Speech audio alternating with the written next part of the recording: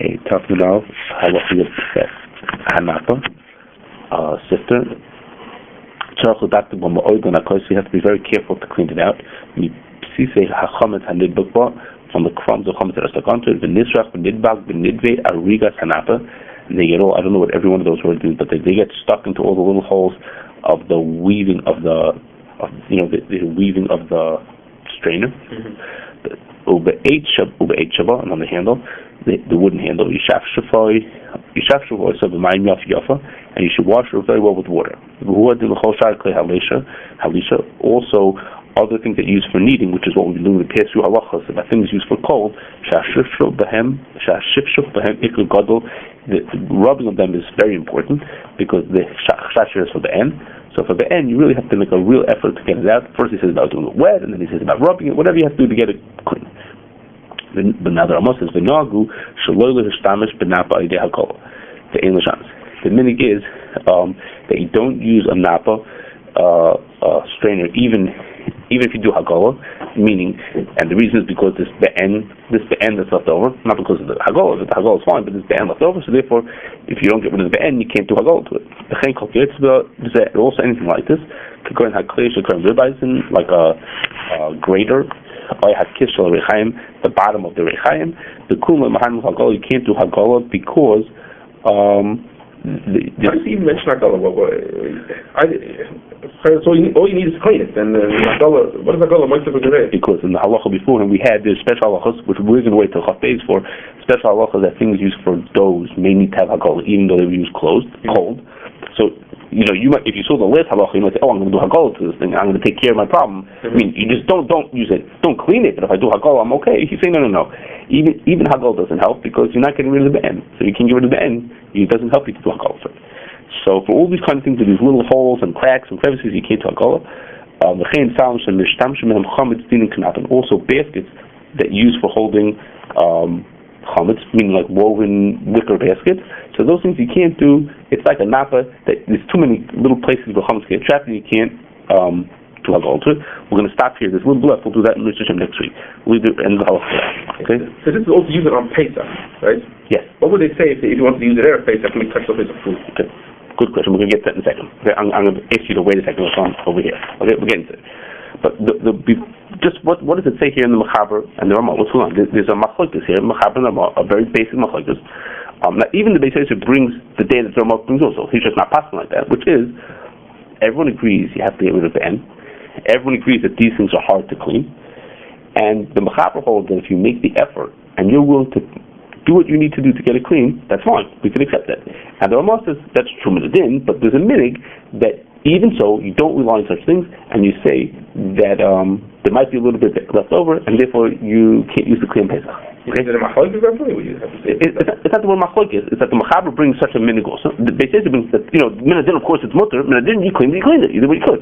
But there's such a minig to not do it, and he's choosing to not pass like that minig. And the Ramah, the Dr. Moshe brings the minig and says that we do pass like this. It's a minig. It's not a din. This is not minadin. It's not a matter of stock. We have the minig. You don't. Right. That's good. Say it how you want. I'm saying the Ramah, but it's saying that there's such a minig. On top of the din is of course like the Mechaber. The din is like the Mechaber, but there's a minig to not use. Okay, fine. So I'm gonna before we really get to talk about that, I'm gonna step back for a second. We'll talk about the din, what everybody calls Kederach HaMachadim, that you clean something up, you clean a certain level of cleanliness, makes it clean, and then we get that back to our din over here. Okay, I'll try to go quickly. A regular person who didn't know so much, who's coming to Kashering would say, how much be'en do you have to get rid of? Let me back up. There's two reasons why you have to get rid of the be'en on a kli. One is because if you don't get rid of the be'en, it's going to get into your food. So when you keep by Kashering, you still have a piece of Kashrus sitting on your plate. And the second is because to do hagolah, it's going to trape up the hagolah water. That's like a second issue, that it's going to trape, the little piece of issue that's sitting there in the water is going to trape up the water. Okay, so you have two reasons to get rid of it. So a regular person who's not so sophisticated who looks at it would say, you have to get rid of everything. If you leave any little bit, that little bit's going to get into my food. And so that's what someone who's not as sophisticated would say. But the truth is that there's this Mishnah in Trumas. It's Mishnah, Rogowski brought up this Mishnah in Trumas. It's really brought in the Taz at the end of Hilchos Kol Yain. Also, maybe in the Mechaber, in the Taz at the end of Hilchos Kol Yain, which says that if you have a container that you used to hold oil of Truma, and you want to use it for oil of chulin, So what you do is you pour out the container, and when it gets to the point that only 3 drops in a row come out, whatever that means, some kind of a shear, then you can put chulin into it. Okay? Now the Mishnah is clear that there's still more truma into it. The Mishnah says if you stand it up and more collects, then you have to get rid of it. You see that the Mishnah has a bunch of cases about some kederach hamachabdin comes from the word to sweep out a storehouse. It says there also a bunch of things like this that a person will to clean a certain amount. And when they get to that certain amount, that's good enough. They don't have to get rid of that last little bit. They don't have to scrub out every last little bit. Now there are 4 different pshatim in that Mishnah in Trumas. The one that's halacha is the Rash. But the Rash says that the reason why you're allowed to leave that little bit is because the tiny bit that's going to be left is going to be bought from shishim into the next food. How much will be left already? And it's not considered bittul l'chatchila because it's en kavnas lavato. You obviously did a job to try to clean it off. The fact that you left a little bit is considered you're not trying to get it into your food, and therefore it's en kavnas lavato. Okay. Now, in order for us to say that it's en kavnas lavato, this is sort of from the Taz says this. It has to be the guy's trying to get this thing clean, trying to get it off. And the way I said before him, the way Rotelsky is magdir that he says is if the guys are trying to clean it, and they say this is what we consider kederach hamachadin, or the way they say it in English, the industry standard of clean, then that's good. So I did what I had to do to try to get it clean, and I consider it clean. But if I'm just willing to use it dirty, I don't care that my kelim are dirty. That's not considered kederach hamachadin. That's not considered that I did an industry standard of clean. It's just that the industry couldn't care less if it's dirty. That he holds that's not considered kederach hamachadin, and it's sort of based on a task. Okay, and within that, just worth the sticking that within that, in an industry, the way a huge company cleans something is much more sophisticated than a little bakery does around the corner. But for each group in your industry, what would you be considered the own way to clean it? That's considered good. Even though it's clear that the same reasoning still applies. To what? So let's say it'd be a case where it's obviously there's income enough from the box. Okay, so the same stuff still applies. It's just dirty, and they don't care that it's dirty. But so why don't you have the same factor? So the reason is because the Taz says that if a person does something, has a choice between having an en kavnas lavato, having it together with the en kavnas lavato, or making the effort to go get it clean, then the Taz is like a bittul l'chatchila to let the en kavnas lavato. What do you mean this one said that? Because what's the pshat of Aleph and Beis? I should give you cases where the guy's a good reason why he's letting it stay dirty for a very good reason. Okay, so you could maybe make an argument that the Taz doesn't apply. He has a reason why he doesn't want to clean it. It would take him 3 days straight to clean this thing out. So for him, that's not worth it. What's the point? How much little bit is left? That could be. Okay, maybe you can make an argument. But also, the Mishnah does say it's mutter after the guy did the cleaning. The guy did something to make this thing clean. This guy did nothing. He didn't do so. The Mishnah is saying that after you made your effort to make it clean, then it's good. Maybe that's the case in the Mishnah, because if you don't, you're going to leave so much behind that it's going to be whatever. It's not going to be bittul l'chatchila. No, not to be bittul. It'll be not bittul l'shishim. Okay, maybe. Okay. You could maybe make an argument that Rotelsky doesn't buy that, and you could see that if the guy doesn't clean it all, the sloppiness and the slippery slope that we're headed on, how soon people will be cleaned up again. And there was one difference between halacha and policy. Okay. Okay. Now this rules about cleaning the kederach hamachab, this thing is very negate to places, dry places that only work with dry powders. That by them it's not like a halacha should be seen that you won't use water in these places because the water is going to ruin the next product. So they're very into that, which makes it hard to clean. If you're using water, how are you going to clean things? So for them, these rules are very important to them to be able to get away with cleaning less than perfectly. Okay, and as we've talked about before, that some people so how do I know the guy's really cleaning? That he got off basically he did good cleaning. So if they think the company is being a little bit sloppy or is not being so sincere, they'll tell them to run salt through the machinery or to run chocolate through the machinery, something that they know they don't want to be in the next product. If you got salt in, you don't want salt in your or chocolate give a color to the next product.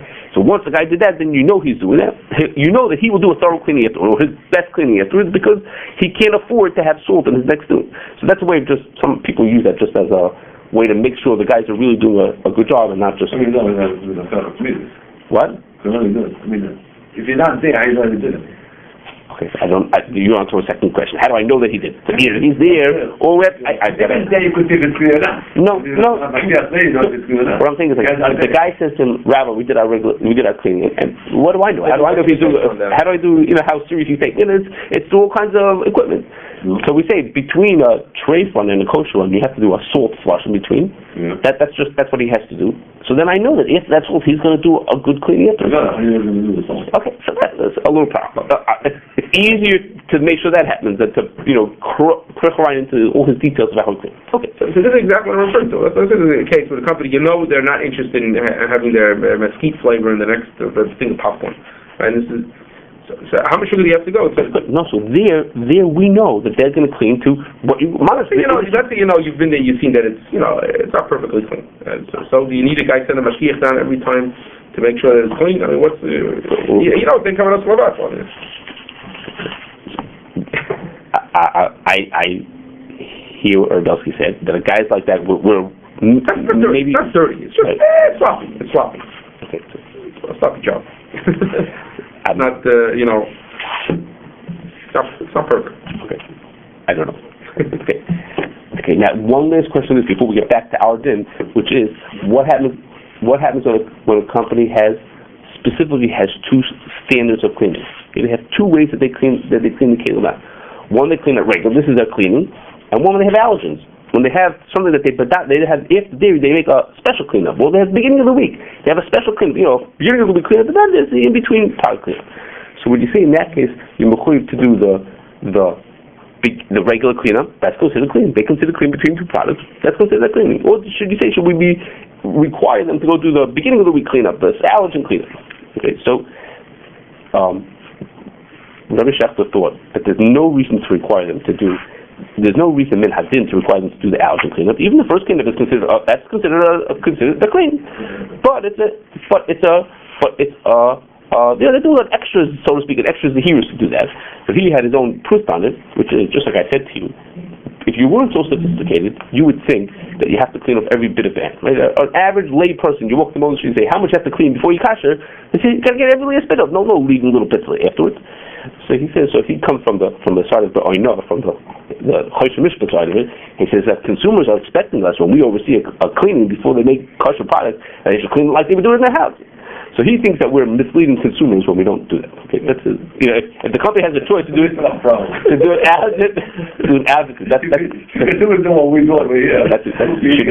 exactly what we can access. Whenever he gets this type of thing for Rabbi Schechter, he says, we have a long time before we get up to Choshen Mishpat. We have to get through your day first. Okay, fine. Okay, so now back to our din. So Rabbi Schechter had a question. He says like this: our din says. The Mechaber says if you have something with little holes and cracks and crevices, you could clean it and then you could clean it carefully and you could use it for Pesach. And the Ramah says the minhag is that we don't use those things. Things that have little holes and cracks or filter with something with NTS, we don't use it. So Rabbi Schechter's question was: does this minhag say? Is it like superseding the Mishnayos and Trumas? The Mishnayos and Trumas said that you can leave little bits of Ben left over. That's okay. You can get away with little bits of Ben. That's for Pesach. We're talking about every hit in the world that about the Pesach. That's about Mashu. Okay. So good. So the answer is no. That's not true. Okay. No. We have more to say. That you're right. That's where we're heading to. Which is so. Rabbi Dustin said it's because chametz is b'mashu. Because the guy is gonna. The problem here is that the person is going to use this thing on Pesach. So here with chametz is b'mashu. So if, like you said before, if I'm making food before Pesach, I'm making a production today for food to eat on Pesach. So the little mashu that might be left in there is going to be bottled, and I'll be able to use no problem. It's bottled before Pesach. So then the regular, what the Rash said makes sense. What the Rash said is it'll be bottled. Why would it be chayzer b'neiah? Because we don't say chayzer b'neiah. That's not the thing. Says no chayzer b'neiah. It goes back powders. Right? We're going to the powders are lach balach. It's lach balach. No, powders are lach balach. So there's no chayzer b'neiah. Right? Okay. So we say it's only by powders. Only. Or by liquids, by anything where there's not going to be a piece of be'en sitting there, that's going to be a noticeable yavish that's going to be sitting. Right. So powders is lach balach. Yes, most of them. If you have three pieces of food, one is chametz. So even though it's bottled by rival all year long, but on Pesach we say it comes back not bottled. But a mixture of powder is not considered like two separate things. It's considered like a liquid mixture. Okay. So now but that means if you're making food from before, it'll be bottled, and that's it. You're okay. Now there's two other examples of three other examples of cases where the Rash's svara is not going to work, and those are one is for Pesach, which is if you're making, there's nothing to do, it's a mashroom, but if you're making egg matzahs, so when you make egg matzahs, even the slightest amount of water in a matzahs made with mei peris, we hold them in a din, they're not machmitz, but even the slightest amount of water, it is machmitz. So there, you can't say, I basically got the equipment clean, and that little bit of water that's there, okay, it's a little bit, I did Kederach HaMachabim. Since even at the slightest amount of water will make the Isa be machmitz, therefore, you have to get rid of every little bit of water. You can't leave even a little bit and say, oh, I'm being samech, I did a Kederach HaMachabim. And another example is, if a person had chadash, which is davar she'esh matirin, and therefore it's not batal. So if it's min demin, it's not batal. So therefore, the person can't say, I did basically a cleanup, and the little bit that's left, don't worry about, that's okay. That I don't have to clean that much, because over there, it's not going to be batal. Okay, this is a very lamaisa case, which is the way when you store barley for a long time, you store it with the shell on the outside of it, and then you pearl it when you're getting closer to selling it. The pearling means to scrape off the edges, the outside, and to make it shiny like a pearl. And then so that's done closer to packaging, okay? Because it stores better before pearling. So the people who want to make yashin barley said they want to put it away in the spring or in the early summer, and then as the year goes on, every time they need to make a new run, they'll pearl it and package it. Okay, the problem is that the pearling machines have never been cleaned since they were installed. Okay, it doesn't spoil, so it's been sitting there for 50 years. So the pieces that are there from last year, who cares? They're yashin. But the pieces, the guy's making weeks and weeks of productions of yashin, of chadash, and then he comes, okay, now open up the special package, the special bin of chadash barley, of yashin stuff. He doesn't even know, there is no way to clean out this machine. Okay, and in that machine, what's it going to be? Tiny bits that Kederach HaMachabim would have been considered clean, but there'll be some kernels left inside there that are just amazingly difficult to try to clean those out, which will make it difficult. Okay, if it happens to be that in that case there was a psak from Rav Yashin that had to deal with it, we're not going to talk about that. But I mean, it's just an example that there are times that the rule just saying, okay, I did a Kederach HaMachabim doesn't work in all cases.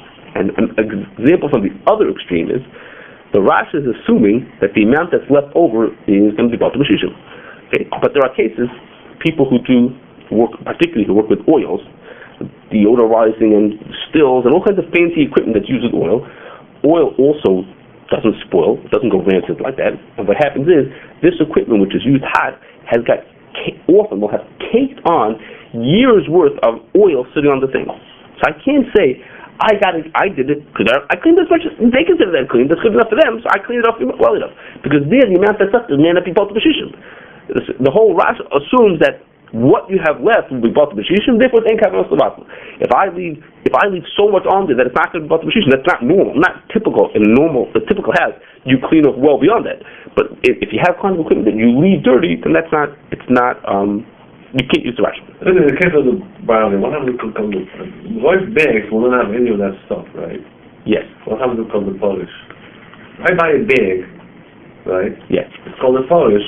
Tell me, if this bag has zero of the rest of it. So it's a davar she'esh matirin, it's not possible. It's a davar she'esh matirin. You don't think on the polish either? I don't believe so. I don't remember exactly, but I don't think so. The whole thing is awesome, because why eat it like this? You can eat it tomorrow. I seem to remember that.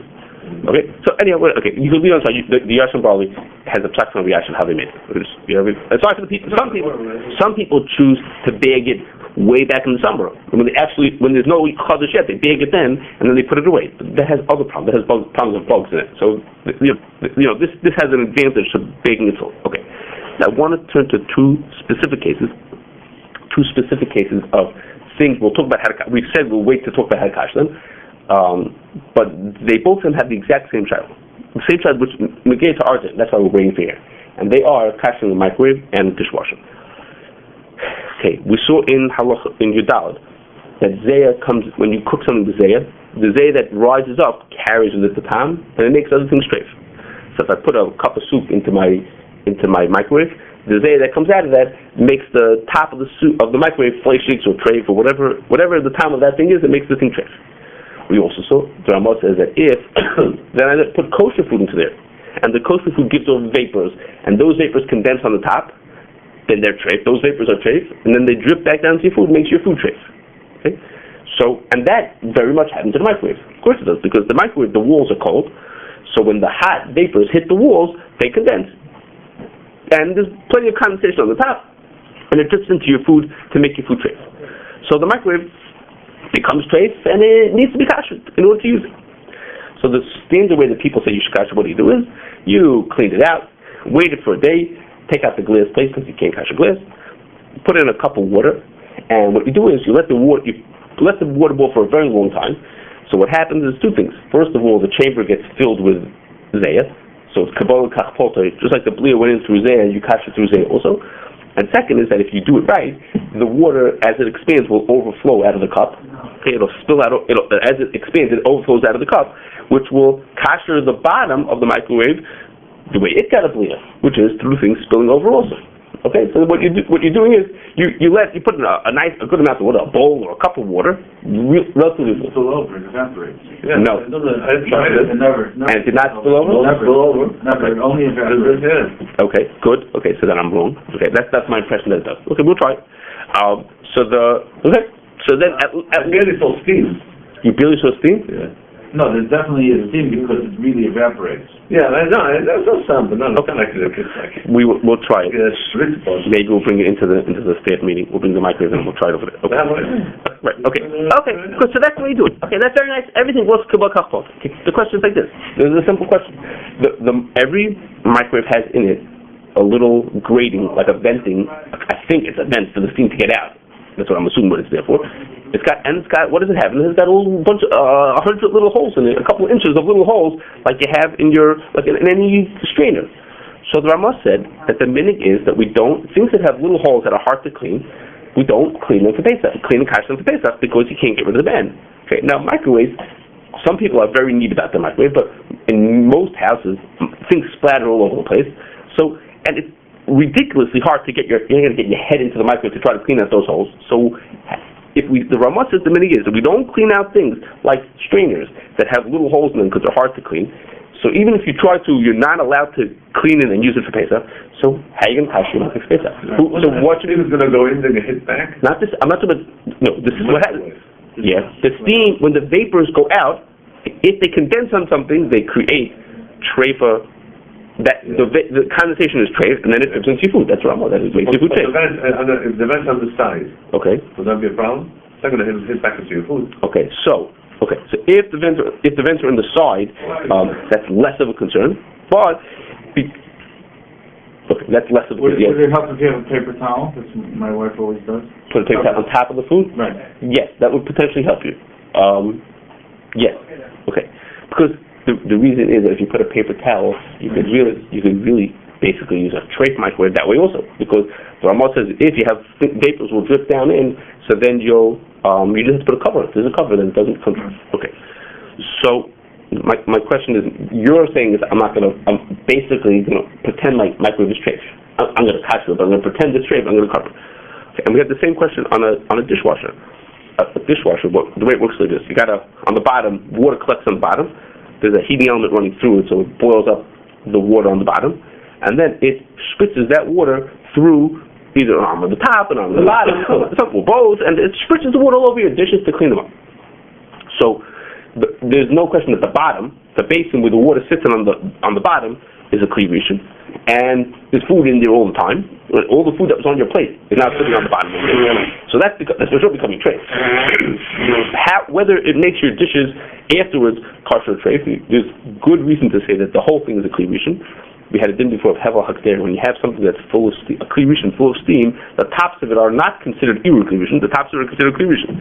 So yesh loden whether the rest of it it's iru kli rishon or a real kli rishon, but it potentially could make your plates in their treif. Can I just go back to microwave? Yes. So let's say you're going to a motel and have a microwave. So you don't know if it was nothing used the past 24 hours. Right. So you're saying in that case you have to. I want to be able to kasher the microwave. So the first thing has to be Zayin ben Yom. I have to be clean Zayin ben Yom. But how do I know Zayin ben Yom? Yes. So in fact, that's what the Shafter who said. So you have to know that Zayin ben Yom. We don't know. So they can use the microwave by themselves.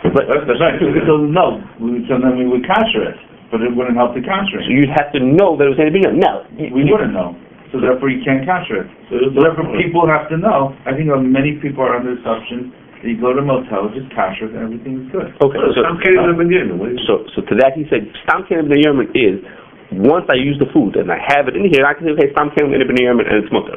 But to say that should allow me to choose to do a Hagolah, that you can't do it. You can't do a Hagolah based on Stam Kelim B'nei because if it's not in a B'nei, I'm wasting my time. So I can only do it, that you may be able to figure out. I mean, if you want to, open up the books in the hotel, maybe no one used this room yesterday. Maybe this room was empty yesterday, so the microwave tag is in the beginning. So, but are you saying if you cover it, then it's okay anyways? Right, if you wrap your foods on top of your food. No, it's better. Who does someone use the room? If they use the room, they have to use the microwave. Right, that's true. Most guys don't microwave. Right, and that's what places says Stam Kelim B'nei is a sex like No, that's not over there because guys use the cane. Most guys don't mind. They go to a restaurant. That's true. Okay, fine. You can make such an argument. I know we asked Trevor Schechter who said no, Stam Kelim B'nei doesn't help you to go proactively and say I'm going to catch my record based on that. We'll just, okay. But you could definitely close up the food, wrap up the food. Okay. So in the dishwasher, so what do people say? How do you kasher? Change the racks. Okay. Why do they say change the racks? First of all, some dishwashers are made of porcelain. Those can't be kasher, of course, because they're cheres. Some people hold you can't kasher plastic, so they wouldn't kasher plastic dishwasher. Let's say we got pizza. It's a stainless steel dishwasher. The first thing they say is change the racks. Why do you change the racks? Now, they're changing the racks because of this Machaber and Ramah. The racks have got a million cracks and crevices for food to get stuck in.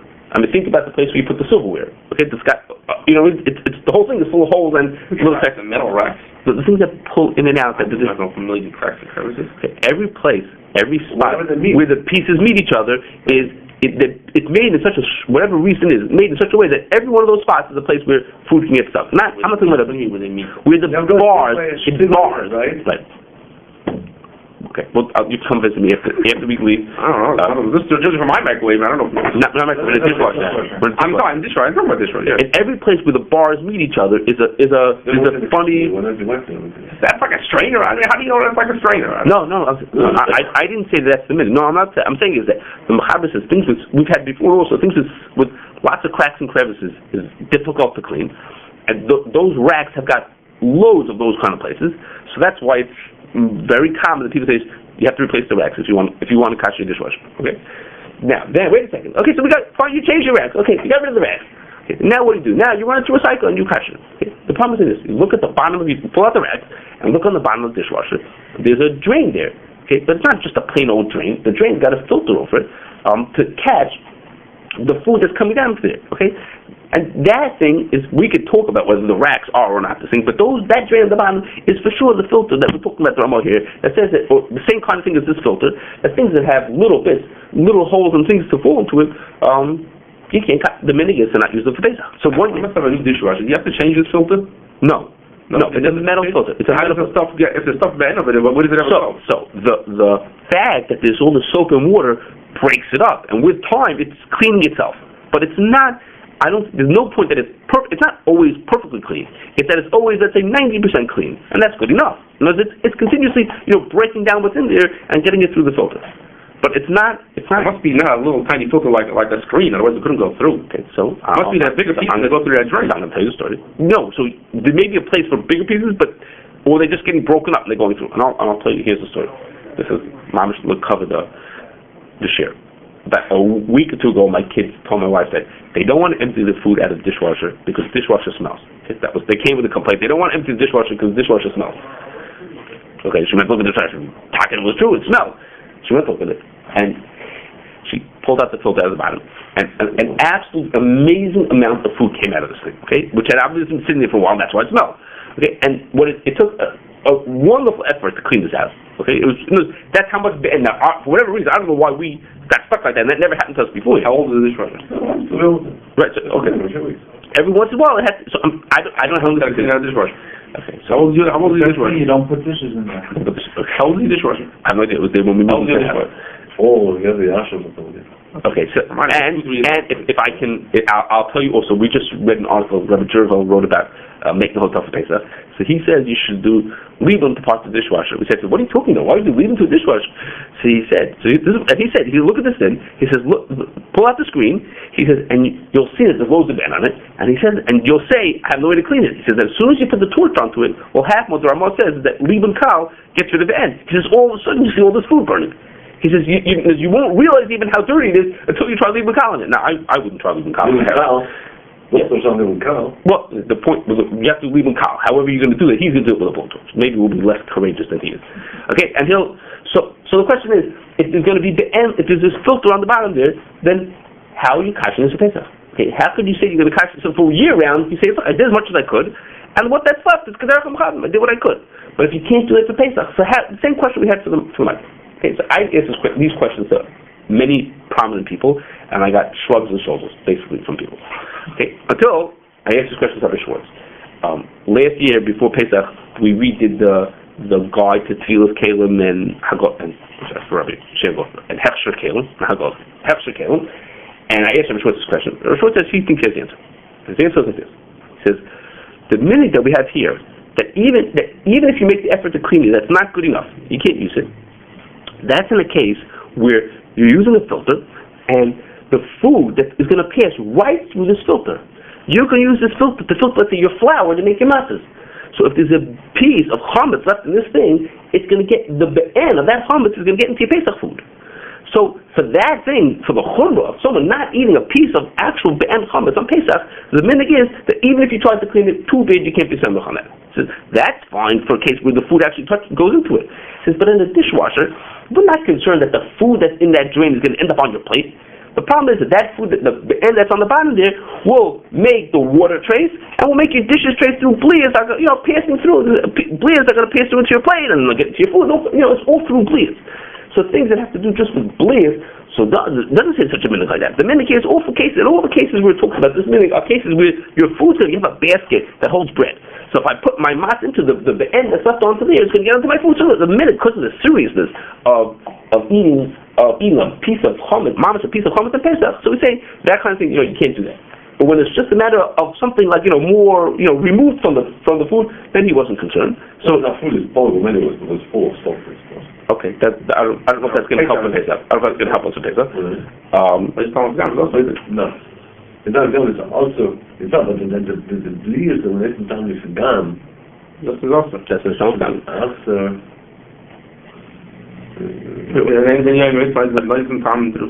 So for a dishwasher, okay, so let me just finish up. So for a dishwasher, this helps. This helps for a dishwasher. And for a microwave, it's debatable. If the microwave has holes, like David said, that's on the side, like the two microwaves upstairs, the holes are on the side, the vents are on the side. So you could say that the end that's in there can't possibly get into my food. And if you'll say that the other parts you can clean well, then you say fine. I don't have to worry about the end getting into my food. Okay? But if you have holes in the top, like my microwave does. I checked this home last night. The microwave in my house has a hole on the top also. It has on the side and on the top. So then, this is not helping you. Because then, the end that's in there could get into your food. Okay? So, because of that, when we rewrote the guidelines last year, it tells you how to kasher your microwave. And it says something like it's commendable or something nice to cover your food afterwards also. Okay, that is to prevent this thing from dropping. That was my record, the holes are not so small, like anything like a strainer. I mean, there's a bunch of holes. Do you think that they're easy to clean those holes out? Yeah. You think inside the hole? I don't inside my dick. You think the holes are smaller than the holes of a grater?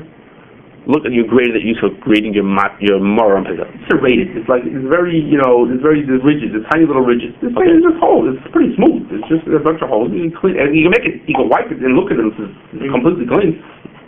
I'm going to look at my microwave. I don't know different types of microwave. Okay, so you want to say the Ramah had three cases. He had a filter, he had a grater, and I don't know what a Kishering is. I don't know what that is. And he said in a basket, like a wicker basket that has all those holes in it. He says the chen kol kiyotzim, all these kind of things. So you're saying your thing is not kiyotzim. Your holes are. Me that it was. Okay, you think your holes are not as difficult to clean up. Okay, so if you want to go that way, but I don't think that way. But okay, that's fine. Okay.